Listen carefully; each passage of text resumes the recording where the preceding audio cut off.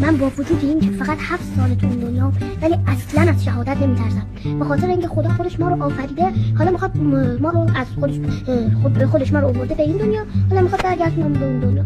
بالاخره همه روز میمیرن، چه بهتر از این که با شهادت باشه مرگت، چه سعادتی بالاتر از این که مرگی که همه میمیرن با شهادت باشه. ترامپ از چی میترسونه مردم؟ از چی میترسونه مردم؟ ما ملت شهادتیم، ما ملت امام حسینیم، ما برای شهادت با همدیگه مسابقه میدیم. ترامپ ما رو از چی میترسونه؟ اسرائیل سگ هار آمریکاست، بیاین همگی با هم بگیم مرگ بر آمریکا، مرگ بر.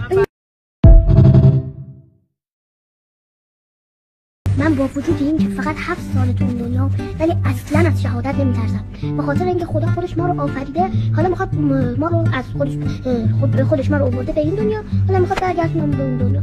بالاخره همه روز میمیرن، چه بهتر از این که با شهادت باشه مرگت، چه سعادتی بالاتر از این که مرگی که همه میمیرن با شهادت باشه. ترامپ از چی میترسونه مردم؟ از چی میترسونه مردم؟ ما ملت شهادتیم، ما ملت امام حسینیم، ما برای شهادت با همدیگه مسابقه میدیم.